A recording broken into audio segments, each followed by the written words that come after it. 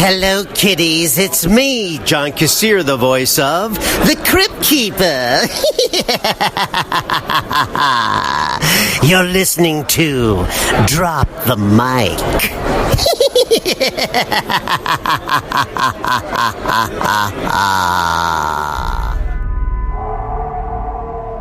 Did you hear that? What was it? A coyote. There aren't any coyotes in England. What happened to them? Well, the police report said they were attacked by an escaped lunatic. Must have been a very powerful man. Jack and I were not attacked by a man. It's an animal. A wolf. Did he say a wolf? Yes, I believe he did. Did you get a good look at the man who attacked you? Doctor, my memory is fine. It's my sanity I'm beginning to worry about. You've never had bad dreams before? Well, sure, as a kid, but never so real, never so weird. I'm going to look into your eyes.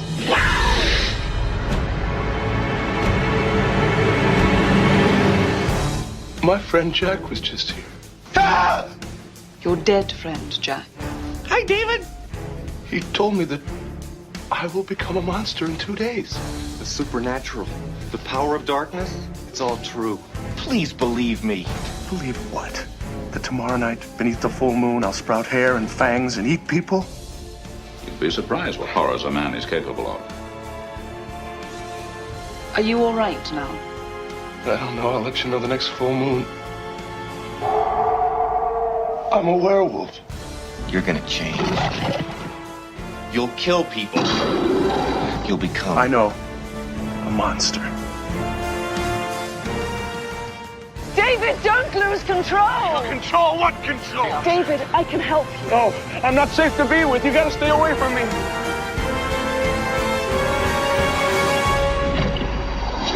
Run!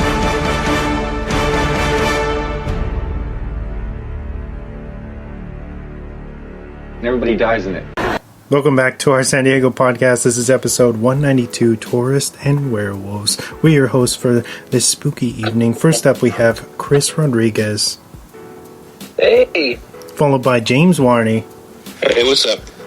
Diego Luna. What it do, baby boo? And DJ Anaris. Yeah. Let's get started. And obviously, I the Swan. It's Halloween week, so pretty exciting, right? It is the best time of the year, besides Christmas. Right. And Chris has decided to venture off into the moors with a look back on John Landis's 1981 cult classic, An American Werewolf in London. But before we jump into this cult classic, why don't we do some news, yeah? Yeah. Do it. And now for a special news report. Brought to you by Drop the Mic. All right, James, what fire do you got for us this week? All right, so there's quite a bit of news, comic book movie news this week. But first off, I'm going to go with some Netflix news. It looks like Jamie Foxx is, he must know somebody in Netflix because he has another movie coming out here. God damn. That fool's becoming the Adam Sandler. Yeah, it's going to be called Day Shift. He's going to be a vampire hunter, but he's going to be he's going to be some type of pool cleaning. He's going to have some type of pool cleaning job in the San Fernando Valley, and but that's a front for his real job, which is hunting vampires. Yeah, that's all that's really going on there with the news. I don't know who else is casted in that movie, but he's been casted officially in that one, so I'm pretty excited. It sounds pretty cool. It'll probably sound a lot more cooler with more details whenever those come out. But yeah, what do you guys think of that one? If this is a comedy, that's exciting. Him going back to comedy, he hasn't done that in a long, long time. Mm-hmm. Besides the Horrible Bosses, which was like a little cameo, but yeah. It sounds like if he could make fun of Blade as a pool boy, I'm in. That does sound like it, right? I can see him making jabs at Blade. That would be pretty funny. Yeah, it's kind of curious that they would come do this so close to a relaunch of Blade, so they could definitely lean into that if they wanted to. Yeah, makes sense. What else we got? Oh, so there's some news about Joe Manganiello. He's coming back as Deathstroke for the Suicide Squad. Not Suicide Squad, for the Justice League reshoots, which are actually starting this week. They actually started today. So that's pretty interesting. What else do we have here? He had like a 30-second cameo at the end of Justice League. This was supposed to be a lot longer than that. Yeah, I know that. Yeah, I know there was a lot of way bigger scene for him, but I guess it got cut.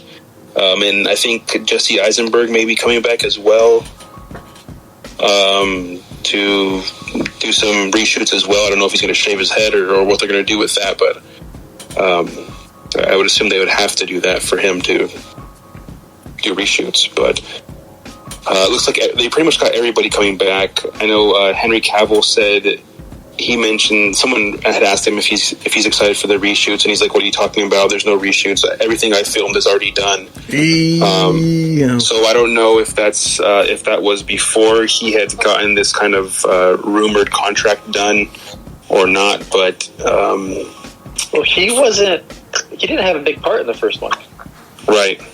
Even in Zack Snyder's version, from what I've heard and read, like his part was very minimal.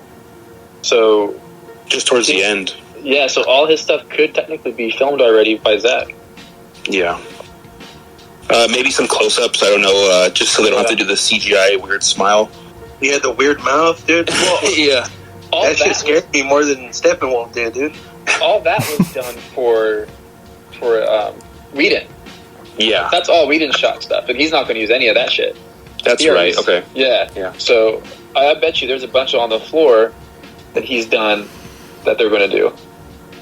Yeah, makes sense. What else do we have here?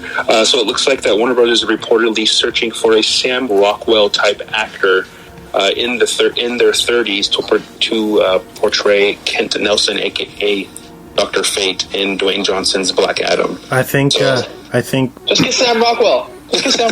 See, Chris just nutted in his jeans right now. Did you just come? You didn't even give it a chance. Huh? Just make him young like Marvel does. Just put him in there. Fuck it. For real, they really did say a Sam Rockwell type actor? Yeah. That's what's coming out of the woodworks. That's what they're looking for. That type of actor. I don't know. I've seen a few articles that say that. Sam Rockwell too, in specific. Like it's crazy. That's pretty. I would hope he would be flattered by that. That's intense. Like, that would be cool if they just. I mean, if you're looking for someone that's like him, why don't you just get the actor who is him? Maybe would it be like an age thing? Well, they're looking for someone to portray someone in their 30s, and I believe he's in his early 50s. Oh yeah, he's about either close to 50 or like 48, right 49. past it. Yeah. Okay. I mean, if he, I don't know, if he shaved and stuff, I guess he would look. I don't know. It's also his price tag now too, though. Yeah, that's true. He is pretty well known now. Yeah. Just a little bit. Jojo Rabbit. Yeah, that was he was great in that.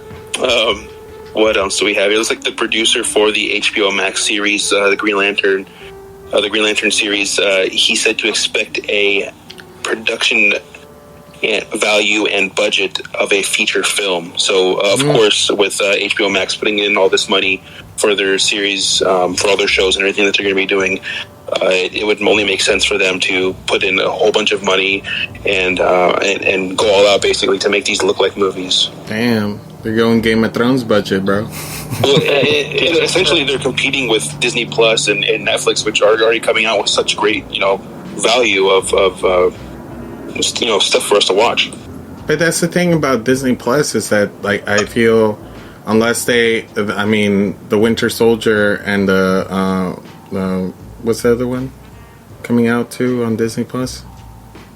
Vision. WandaVision. Like, I feel like those are the only ones that like appealed for Disney Plus. But I mean, can you really say there's another series that you really watch on Disney Plus besides The Mandalorian? The Simpsons. Damn, the science just confirmed it, dog. Like, I mean, like, that's cool. That's cool that, I mean, HBO Max is throwing all this money, you know? And that's what I love. Like, they're finally putting emphasis on new shows and taking chances, you know, on different aspects of their cinematography or even their studio work, you know? And then all the potential work for actors. Hell yeah, dude. Not only actors, but directors and producers and makeup artists and all these fools. Yeah. Sorry, I'm talking a little hood right now. No. It's good. And it also, I mean, putting that much, money into a series, it'll also give them some opportunities, if it's successful, to create movies off of some of these characters if they're good. But yeah, moving on to some more comic book news, it looks like Oscar Isaac is actually in talks to play Moon Knight for a Disney Plus series. Wow. Good choice. Nice. Good choice.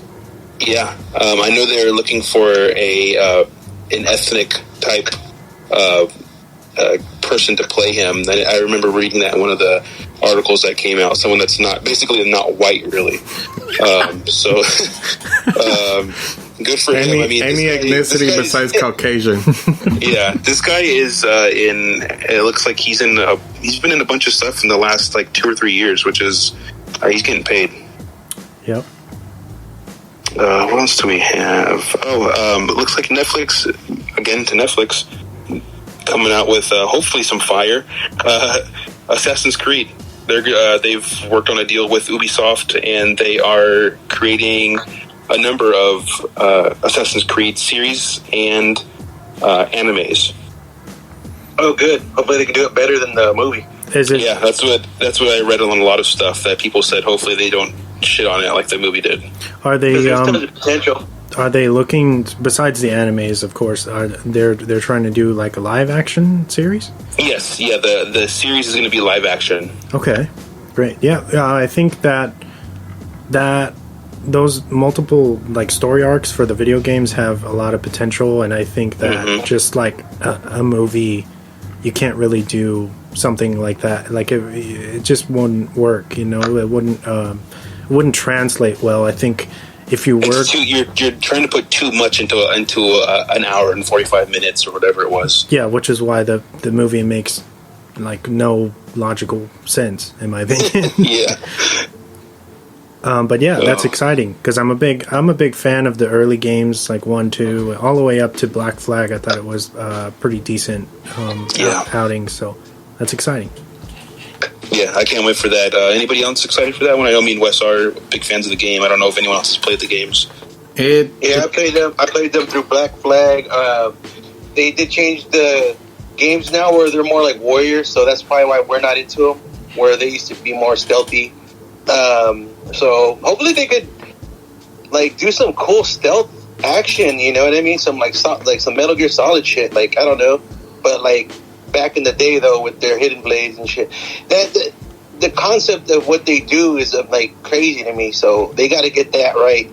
Yeah, and they got to get the twist right because they do some very, I guess, not really historical accurate, but like very controversial stuff during when they do assassins, like when they do killings. So I hope I wonder what like timeline they'll do. Like that's always going to be cool to guess, I guess. Are they going for Ezio, you said? They didn't really mention in the article what if they're going to be pulling from a specific game or what they're going to be doing or what timeline or anything like that. But all they said was that it's currently in development right now. Oh, awesome! At least it's coming. Yeah. My last bit of news looks like recently there's a rumor going around that MGM had considered selling James Bond, No Time to Die. Wow. For about $600 million. Sorry, I knew you were going to have it too. This is James Bond. I didn't want to, but I thought this was pretty interesting. And they were trying to sell it to streaming services for about $600 million, and then they had gone on record and said, "Oh, we were never trying to sell it. That's not the case. We want the fans to enjoy this movie the way it's supposed to be enjoyed in theaters come April 2nd, 2021." but that's what had leaked out earlier this week. So I don't know. Maybe